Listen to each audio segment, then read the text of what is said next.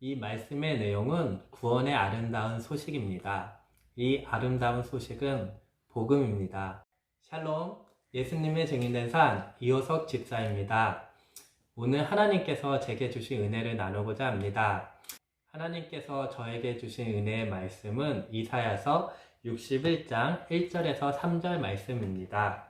주 여호와의 영이 내게 내리셨으니 이는 여호와께서 내게 기름을 부으사 가난한 자에게 아름다운 소식을 전하게 하려 하심이라. 나를 보내사 마음이 상한 자를 고치며 포로된 자에게 자유를, 갇힌 자에게 노임을 선포하며 여호와의 은혜의 해와 우리 하나님의 보복의 날을 선포하여 모든 슬픈 자를 위로하되 무릇 시온에서 슬퍼하는 자에게 화관을 주어 그 죄를 대신하며 기쁨의 기름으로 그 슬픔을 대신하며 찬송의 옷으로 그 근심을 대신하시고 그들이 의의 나무 곧 여호와께서 심으신 그 영광에 나타낼 자라 일컬음을 받게 하려 하심이라. 아멘.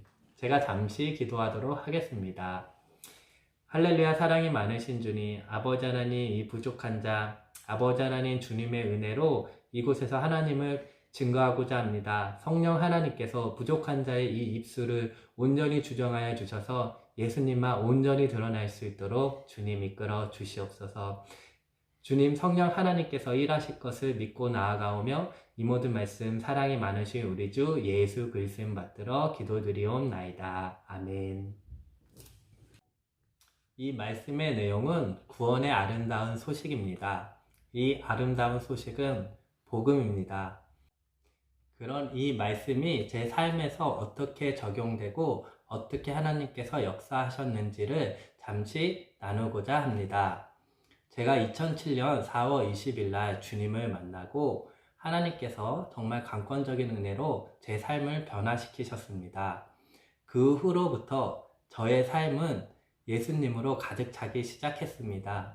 그래서 만나는 사람들마다 예수님을 증거하기 시작했습니다. 그 예수님을 증거할 때마다 제 안에는 그 샘솟는 기쁨이 넘치기 시작했고요. 제 삶 가운데 중심은 예수 그리스도로 가득 차기 시작했습니다.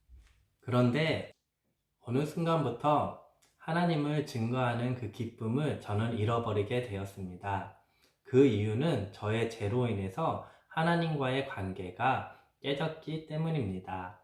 그로 인해서 하나님을 온전히 증거하지 못하게 되었습니다. 그럴 때마다 제 안에는 그 알 수 없는 공허함으로 가득 차기 시작했고요. 그 공허함으로 인해 다시 주님을 찾기 시작했습니다.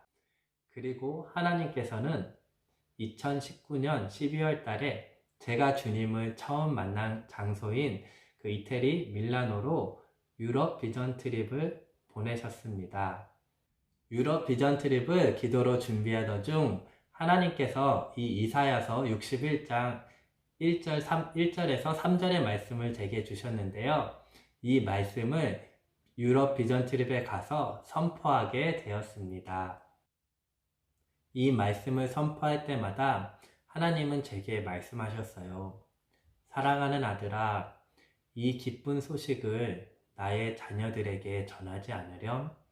이 기쁜 소식을 전할 자가 필요하단다. 그게 너가 되지 않으렴? 이라고 말씀하셨어요.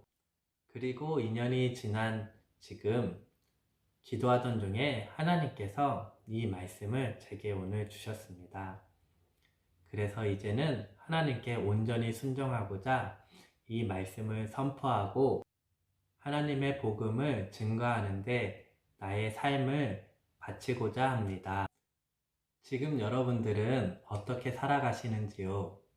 하나님께서는 우리를 이 땅에 보내신 목적이 하나님의 그 복음을 증거하라고 이 땅에 보내셨습니다.